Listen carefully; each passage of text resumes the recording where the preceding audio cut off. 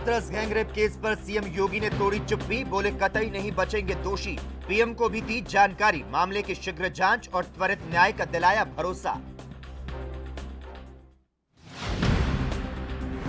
Hathras gangrape and murder case मामले को लेकर यूपी में सियासत गर्म। अखिलेश यादव ने सरकार पर बोला हमला, कहा बेटी का जबरन दाह संस्कार सबूत मिटाने की कोशिश। बिहार विधानसभा चुनाव के लिए एनडीए में सीट बंटवारे का फॉर्मूला लगभग तय। बीजेपी और जेडीयू बराबर सीटों पर लड़ेंगे चुनाव। एलजेपी और हम में भी होगी शेयरिंग। और बाबरी केस में फैसला आने के बाद दिल्ली पुलिस ने राजधानी में बढ़ाई सुरक्षा। चप्पे चप्पे पर रखी जा रही कड़ी निगरानी। सुरक्षा की दृष्टि से हालात पर पैनी नजर।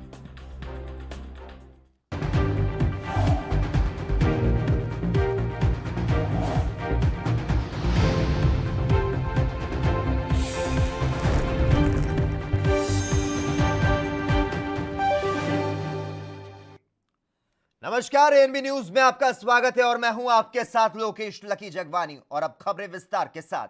कृषि कानून का देश भर के कई राज्यों में विरोध हो रहा है और इस पर राजनीतिक पार्टियां रोटियां सेक रही है। सबसे ज्यादा विरोध पंजाब और हरियाणा में देखने को मिल रहा है, जहां पर किसान सड़कों पर उतर आए हैं और सरकार के खिलाफ जमकर रोष जताया जा रहा है। तो वहीं विपक्षी पार्टियां केंद्र को घेरने का एक भी मौका नहीं छोड़ रही। और इसी कड़ी में पंजाब में कृषि कानून के खिलाफ कांग्रेस नेता राहुल गांधी भी किसानों के समर्थन में सामने आ चुके हैं। जानकारी के मुताबिक आगामी 2 अक्टूबर को राहुल गांधी पंजाब में ट्रैक्टर रोड शो करेंगे। आपको बता दें, किसान कानूनों के विरोध में राहुल गांधी पंजाब के फतेहगढ़ साहिब के बदनी कला से रायकोट तक और 3 अक्टूबर को राहुल गांधी लोकसभा क्षेत्र संगरूर के धुरी क्षेत्र से और उसके बाद 4 अक्टूबर को पटियाला से हरियाणा सीमा तक दौरा करेंगे। राहुल गांधी की इसी यात्रा पर अकाली दल ने कई सवाल जो हैं वो भी खड़े कर दिए हैं।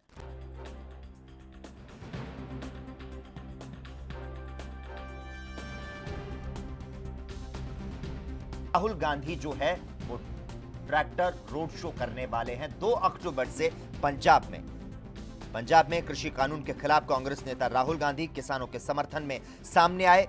आगामी 2 अक्टूबर को राहुल गांधी पंजाब में ट्रैक्टर रोड शो करेंगे। आपको बता दें, किसान कानूनों के विरोध में राहुल गांधी पंजाब के फतेहगढ़ साहिब के बदनी कला से रायकोट तक और 3 अक्टूबर को राहुल गांधी संगरूर के धुरी क्षेत्र से और उसके बाद 4 अक्टूबर को पटियाला से हरियाणा सीमा तक दौरा करेंगे।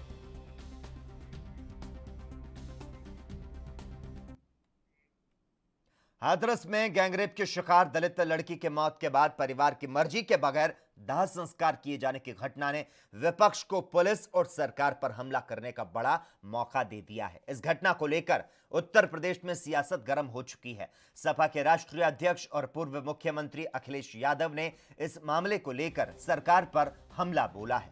अखिलेश ने कहा कि हाथरस की बेटी का जबरन दाह संस्कार सबूत मिटाने की कोशिश है और ऐसा करके बीजेपी सरकार ने पाप किया है और अपराध भी।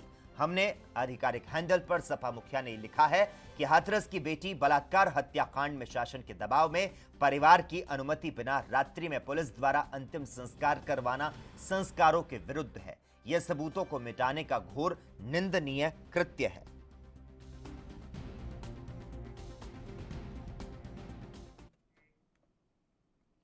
उत्तर प्रदेश के मुख्यमंत्री योगी आदित्यनाथ ने हाथरस गैंगरेप केस में चुप्पी तोड़ते हुए कहा कि इस दुर्भाग्यपूर्ण घटना के दोषी कतई नहीं बचेंगे। उन्होंने आश्वस्त किया कि मामले की शीघ्र जांच होगी और त्वरित न्याय दिलाया जाएगा। उन्होंने सोशल मीडिया पर ट्वीट किया, हाथरस में बालिका के साथ घटित दुर्भाग्यपूर्ण घटना के दोषी कतई बचेंगे नहीं।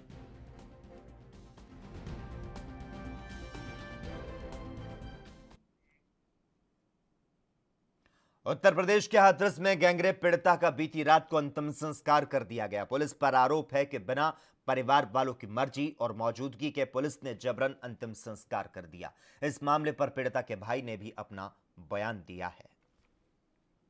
सरकार से हम यही कहेंगे कि हमें न्यायिक जांच होनी चाहिए। उत्तर प्रदेश सरकार से हमारा यही, और दोषियों को फांसी होनी चाहिए। ठीक है। और कुछ चाहते हैं सरकार से आप? और सम्मान वापस चाहिए और सुरक्षा चाहिए।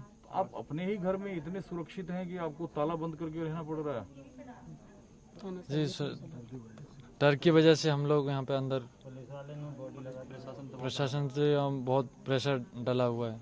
अब तक जो जांच प्रक्रिया चल रही है, जो गिरफ्तारी हुई, क्या आप उससे उत्तर प्रदेश के हाथरस में हुए गैंगरेप पीड़िता की मौत के बाद लोगों में गुस्सा देखने को मिल रहा है और इस मामले में उत्तर प्रदेश पुलिस पर कई गंभीर आरोप लग रहे हैं। कुछ लोगों का मानना है कि इस मामले में पुलिस सही से जांच नहीं कर रही। कई संगठनों से जुड़े सदस्य पीड़िता के परिवार के साथ खड़े हैं। ये बात तो ये बहुत ही दुखद घटना है और कल जब हमने सुना कि वो लड़की की मौत हुई है तो उससे पहले ही लोग बहुत प्रोटेस्ट कर रहे थे सोशल मीडिया में और दूसरे मीडिया में भी आ रहा था। तो मुझे लगता है कहीं ना कहीं सरकार अगर पहले ये कदम उठा लेती, क्योंकि बहुत ही सेंसिटिव मामला है, केवल मात्र बलात्कार नहीं हुआ है, गैंगरेप हुआ है और उसके बाद जो जिसको हम कहते हैं हाइट्स ऑफ ब्रूटलिटी की उसकी सीमा अनंत है।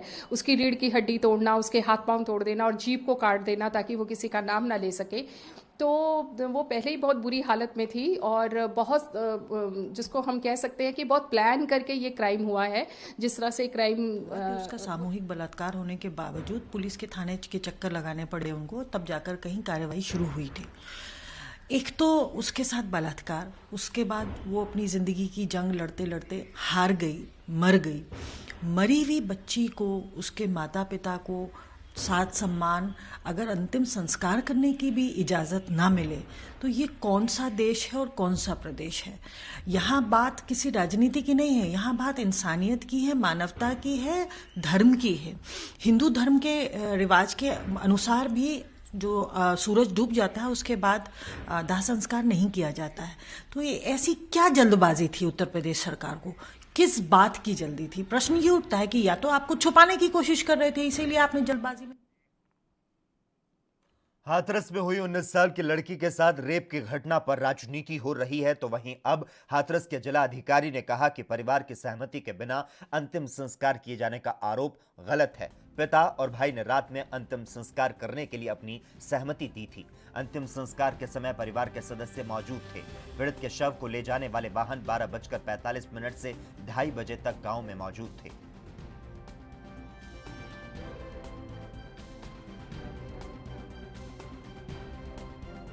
आप लोगों ने जो शव का अंतिम संस्कार किया उसमें परिवार वालों की सहमति नहीं थी, वो लोग सुबह करना चाहते थे? देखिए, जब ये शव लाया गया था लगभग 12:40-45 पे, तब मेरी ओम प्रकाश जी से और इनके जो बेटे हैं उनसे बात हुई थी और उन्होंने सहमति दी थी कि रात को अंतिम संस्कार कर दिया जाए। उसके बाद जब यहाँ पर आया तो जो शव वाहन था उसके आगे लगभग 4-5 महिलाएं लेट गई थी और मैं तुरंत से, क्योंकि मैं यहीं पे था 200-300 मीटर की दूरी पे, मैं तुरंत से आया और 10-15 मिनट हमारी बात हुई। उसके बाद शव वाहन को इनके घर पे लाया और लगभग एक और उसके बाद इन्हीं की सहमति से उसका अंतिम संस्कार किया गया है और इन्हीं के परिजन वहाँ पे उपस्थित थे। ये आरोप लगाना बिल्कुल गलत है कि इनकी मर्जी के विरुद्ध किया। सर, शव जब गांव आप लोग लाए तो कितने घंटे तक आप लोग एम्बुलेंस को, शव वाली गाड़ी को पास रहने दिए? कितने घंटे तक? 12:45 से लगभग 2:30 बजे तक वो गाड़ी यहीं पर रही है और 2:30 बजे बाद या लगभग 3 बजे के लगभग। हाथरस गैंगरेप मामले को लेकर देश भर में आक्रोश है। जगह जगह विरोध प्रदर्शन हो रहा है और इसी कड़ी में समाजवादी पार्टी की महिला इकाई ने अमेठी जिला मुख्यालय गौरीगंज में कैंडल मार्च निकाला। महिला कार्यकर्ता हाथों में तख्ती और कैंडल लेकर पार्टी कार्यालय से सेंठा चौराहे पर पहुंची और इस दौरान सपा महिला विंग के जिला महिला महासचिव गुंजन सिंह ने योगी सरकार पर जमकर हमला किया। इस केस में हम लोगों ने उसकी आत्मा की शांति के आज ये कैंडल मार्च निकाला है। तो देखिए, ये क्या नाम है, बीजेपी राज में ये तो बेऔलादों की सरकार है, ये बेड़ियों की सरकार है। ये किसी क्या नाम है बेटियों के दुख दर्द को क्या जानेंगे। तो हम सिर्फ सरकार से यही मांग करते हैं कि फास्ट ट्रैक का कोर्ट जल्द से जल्द ला के बिल पास करके इन लोगों को फांसी सजा दी जाए और जैसे इसकी बेटी की जुबान काटी गई है वैसे एक एक अपराधी की जो जुबान काटी जाए, उनके भी घर पर बुलडोजर चलाया जाए। जैसे जेल में रह के सबके पास घर पर बुलडोजर चला रहे हैं योगी जी, वैसे उनके जो है। कांग्रेस नेता प्रमोद तिवारी ने हाथरस में हुई रेप घटना पर कहा कि इस घटना ने शर्मसार कर दिया है। घटना की बर्बरता सिर्फ बलात्कारियों ने नहीं बल्कि प्रशासन ने की है। मेडिकल सहायता लड़की को नहीं दी गई। बहुत देर के बाद लड़की की हालत खराब होने पर उसे दिल्ली रेफर किया गया। परिजनों से भी झूठ बोला गया। इतना ही नहीं, उन्होंने कहा कि अंतिम संस्कार बिल्कुल रीति के खिलाफ हुआ है।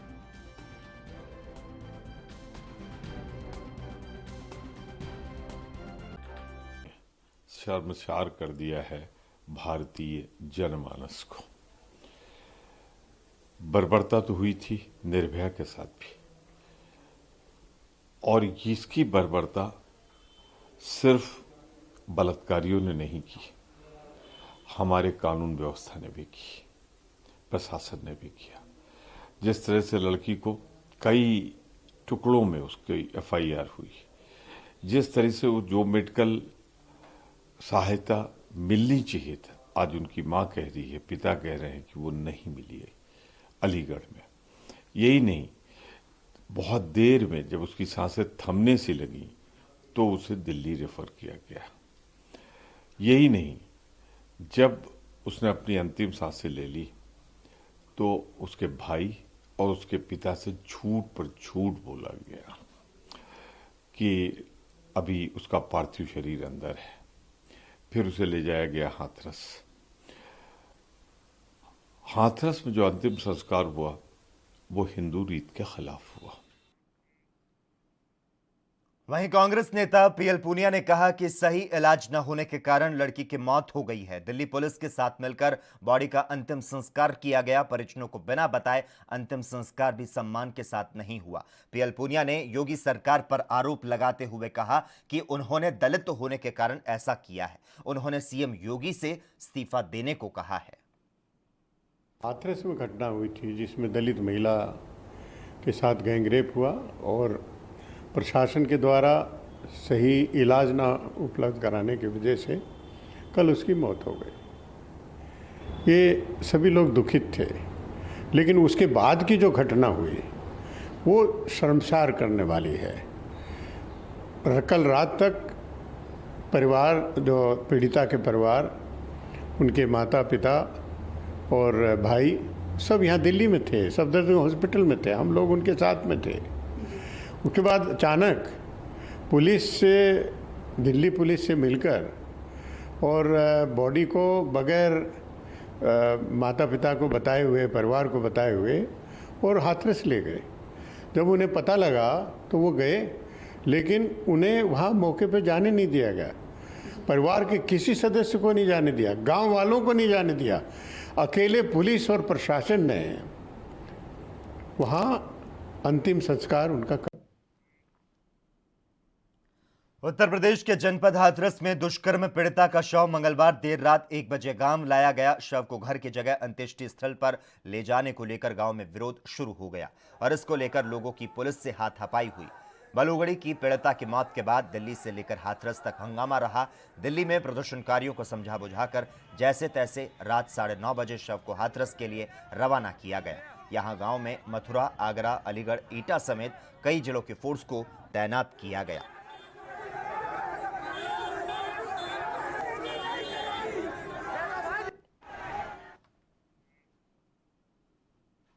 हाथरस में बच्ची के साथ हुए सामूहिक दुष्कर्म और हत्या के मामले में जो सरकार है वो बुरी तरह से घिरती हुई नजर आ रही है और इस मामले पर अब हाथरस सांसद राजवीर दिलेर ने भी अपना बयान दिया है। जिस परिवार से कोई, ये तो बड़ी बेटी मरी उनकी, छोटा सा बच्चा भी एक्सपायर होता है तो वहाँ भी बड़ा दुख होता है। उस पीड़ित परिवार के साथ में खड़ा हुआ हूँ, उनके दुख सुख की मैं वादा करके आया उनसे, आपके हर दुख सुख का मैं साथ दूंगा, पीछे नहीं हटूंगा किसी बात में। ठीक है, शासन प्रशासन का कहना है कि जो अंतिम संस्कार किया गया वो परिवार वालों की सहमति से किया गया, लेकिन उन लोगों का आरोप है कि ना तो मिलने दिया गया, ना हमारी मर्जी पूछी गई, पुलिस प्रशासन ने दाह संस्कार कर दिया गया। आपसे जब बातचीत हुई, क्या ये शिकायत उनकी दूर हुई या अभी भी शिकायत कायम है?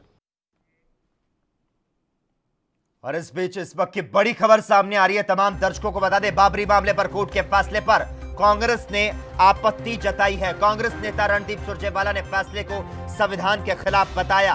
आपको बता दें, उन्होंने कहा है कि आरोपियों को बरी करने का फैसला सुप्रीम कोर्ट के फैसले के विपरीत है। सुप्रीम कोर्ट ने ढांचा गिराने को गैर कानूनी बताया, ऐसा रणदीप सुरजेवाला ने कहा। तो कांग्रेस ने बाबरी मामले पर फैसले का विरोध किया है और कहा कि सीबीआई कोर्ट का फैसला सुप्रीम कोर्ट के फैसले के खिलाफ है। विवादित ढांचे के मामले में कोर्ट ने बीजेपी के वरिष्ठ नेता लाल कृष्ण आडवाणी, मुरली मनोहर जोशी, पूर्व मुख्यमंत्री कल्याण सिंह, उमा भारती और विनय कटियार समेत सभी 32 आरोपियों को साक्ष्य के अभाव में बरी कर दिया है। और इस मामले पर अब तमाम प्रतिक्रियाएं जो है वो भी सामने आने लगी है। कांग्रेस ने भी अपनी प्रतिक्रिया दी है। खबरों का सिलसिला लगातार जारी रहेगा। हम यहां पर रुकते हैं एक छोटे से ब्रेक के लिए, जल्द हाजिर होते हैं।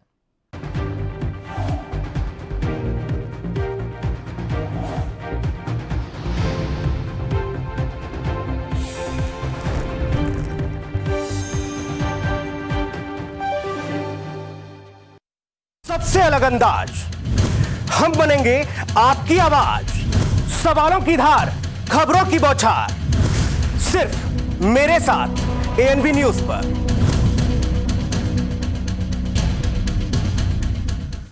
क्या आप दुबले पतले कमजोर हैं, आपकी सेहत नहीं बनती, भूख कम लगती है, वजन नहीं बढ़ता?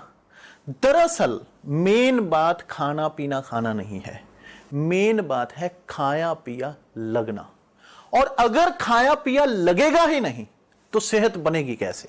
इसलिए हमारी संस्था सन्यासी आयुर्वेदा ने एक ऐसी दवा बनाई है जो कि आपके पाचन तंत्र को, आपके लीवर सिस्टम को ठीक करने का काम करती है, ताकि आप जो भी खाएं उसका पूरे का पूरा निचोड़ आपके शरीर को लगे, आपकी भूख बढ़े, खाया पिया सही से लगे, नया खून बने, हड्डियों में जान आए, वजन बढ़े, ताकत बढ़े, चेहरे पर नूर आए और आप मोटे तगड़े खूबसूरत पर्सनैलिटी के मालिक बन जाएं। यह दवा पूरी तरह से आयुर्वेदिक होती है। इसका शरीर पर कोई भी साइड इफेक्ट, कोई भी नुकसान या दुष्प्रभाव नहीं होता। लड़के लड़कियां दोनों इसका इस्तेमाल कर सकते हैं और पहले 15 दिन के अंदर ही आपको इसका असर महसूस हो जाएगा। सिर्फ 650 रुपए की पूरे 1 महीने की दवा होती है और आप इसे घर बैठे 01145454545 पर फोन करके दवा मंगवा सकते हैं।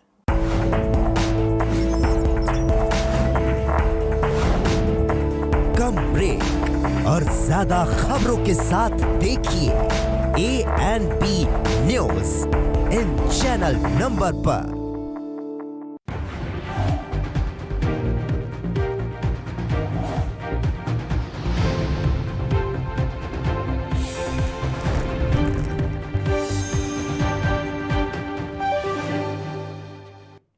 ब्रेक के बाद एएनबी न्यूज में एक बार फिर से आपका स्वागत है। चलिए रुख करते हैं कुछ और खबरों की ओर।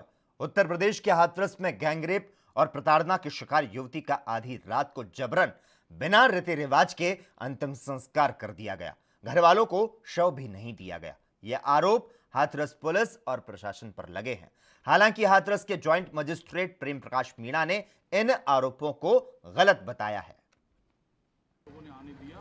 हमने पूरे परिवार को शव के पास परिजनों को आने दिया और काफ़ी देर तक एम्बुलेंस को रोके रखा अंतिम संस्कार करने से पहले, ताकि परिजन उनका जो भी नियम हो उसके हिसाब से उनके अंतिम संस्कार को वो उनका क्रियाकलाप कर सकें। आपने मुखाग्नि की बात की, मुखाग्नि परिजन की तरफ से दी गई है? परिजनों की तरफ से दी गई है और जिसके कई वीडियोस भी हमारे पास अवेलेबल हैं, जब उनके परिवार वालों ने मुखाग्नि वहां पर परिवार से नहीं, बिल्कुल परिवार से बातचीत की है और बातचीत का ही नतीजा है कि वो स्वयं इसके लिए सहमत हुए और उसी के बाद ही अंतिम संस्कार किया गया। और उनके परिवार, जैसा कि वीडियोस में स्पष्ट है कि उनके परिवार वाले स्वयं आके वहाँ पे अंतिम संस्कार में उन्होंने प्रतिभाग किया है। कौन था सर जो मुखाग्नि दिया? वो रिश्ते में कौन लगते थे? करीब 6 या 7 लोग थे, जिनमें एक उनके बाबा हैं, एक उनके चाचा हैं, एक मेरे ख्याल में चचेरे भाई हैं और बाकी 3 या 4 लोगों का अभी मुझे याद नहीं है। लेकिन उत्तर प्रदेश के हाथरस गैंगरेप पीड़िता की मौत और अंतिम संस्कार के बाद अभिनेत्री कंगना रनौत ने यूपी सीएम योगी आदित्यनाथ से इंसाफ की मांग की।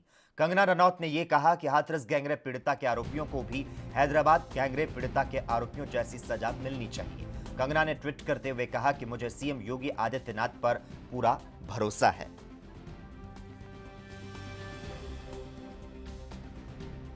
तो आपको बता दें, सीएम योगी रैपिस्ट के साथ हैदराबाद जैसा सुलूक करें, इस तरह की बातें एक्ट्रेस कंगना रनौत ने अपने ट्वीट के माध्यम से कही है।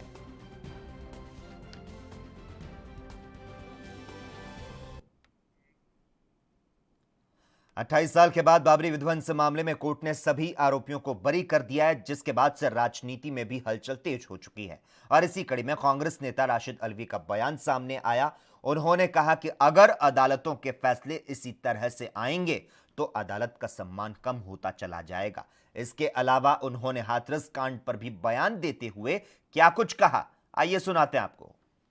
बाबरी मस्जिद डिमोलिश कर दी गई।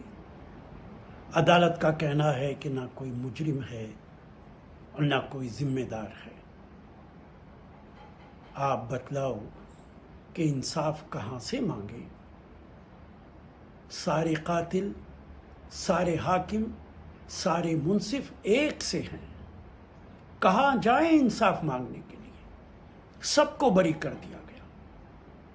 मैं सिर्फ इतना कहूंगा कि हम सब अदालतों का सम्मान करते हैं, लेकिन अदालतों के फैसले अगर इसी तरीके से आएंगे तो अदालतों का सम्मान कम होता चला जाएगा। हाथरस में जो कुछ हुआ और उसके बाद उस महिला ने दम तोड़ दिया हॉस्पिटल के अंदर और उसके परिवार की मर्जी के बिना उसका अंतिम संस्कार पुलिस ने कर दिया। क्या किसी भी लोकतांत्रिक देश के अंदर ये संभव है? ये सिर्फ उत्तर प्रदेश के अंदर संभव है। उत्तर प्रदेश में लगता ही नहीं है कि ये सरकार जनता की सरकार है। कानून नाम की कोई चीज नहीं है। आंकड़ों के मुताबिक 11 बलात्कार हर रोज होते हैं। ऐसी सरकार उत्तर प्रदेश ने कभी नहीं देखी है। जो कुछ हुआ है बहुत दुर्भाग्यपूर्ण है, दिल दहला देने वाला है, लेकिन इस तरीके के वाकयात इस सरकार में लगातार हो रहे हैं। उधर पंजाब के अमृतसर के जंडियावाला गांव में किसानों ने अपने खेतों में पराली जलाई। किसानों का कहना है कि उनकी सरकार मदद नहीं कर रही, उन्हें मजबूरी में पराली जलाना पड़ रहा है। वो खेत में पराली नहीं जलाना चाहते। सरकार पराली को खेत से उठाने में मदद करे या फिर उन्हें पैसे दिए जाए ताकि पराली को खेत से हटाया जा सके।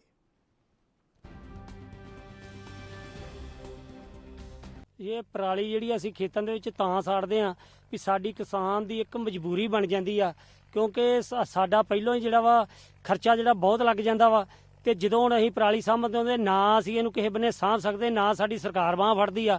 ਪਿਛਲੀ ਵਾਰ ਵੀ ਅਸੀਂ ਜਿਹੜੇ ਫਾਰਮ ਭਰ ਕੇ ਦਿੱਤੇ ਸੀ, ਕੈਪਟਨ ਸਰਕਾਰ ਨੇ ਕਿਹਾ ਸੀਗਾ ਕਿ 2500 ਰੁਪਇਆ ਦਿਆਂਗੇ, पर 2500 रुपया भी देने की जगह 1 रुपया सानू नहीं मिला। साढ़े उल्टे सगों पैसे लागे फार्म भरते जमा करवाए, 1 भी रुपया नहीं मिला। तो हुण इस बार भी जी साडी मजबूरी बन गई भी साडी 1509 जी वो भी मंडियां च रुल रही आ।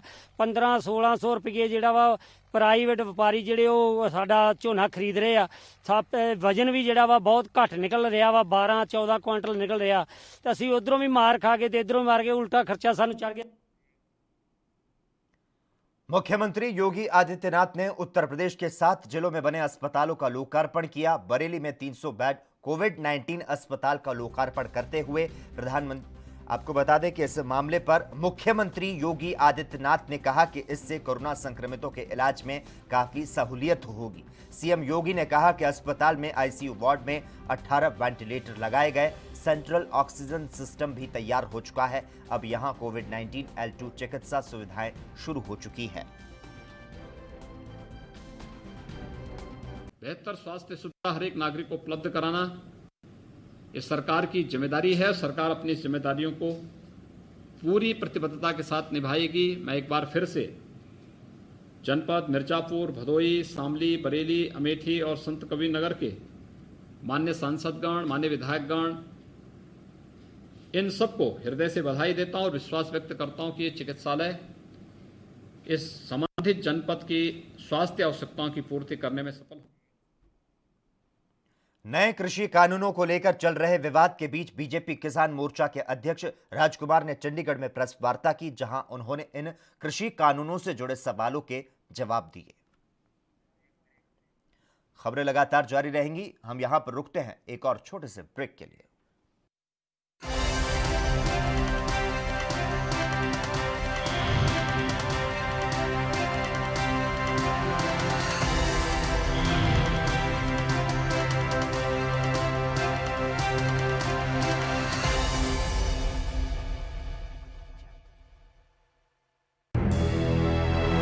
लखनऊ से लेकर चंडीगढ़ तक, मुंबई से लेकर रायपुर तक, क्या है राजनीति की हलचल, क्या है समाज का मिजाज। राजधानी लाइव, हमारी नजर, आपका फैसला, हर रोज सुबह 8 बजे सिर्फ ANP न्यूज पर।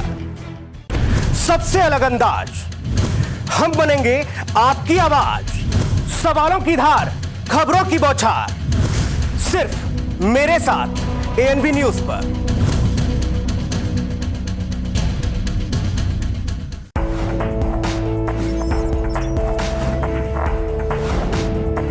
कम ब्रेक और ज्यादा खबरों के साथ देखिए ANP news in channel number पर।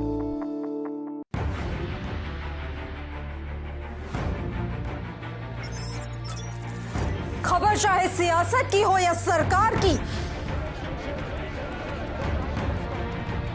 खबर चाहे भ्रष्टाचार की हो या गुनहगार की,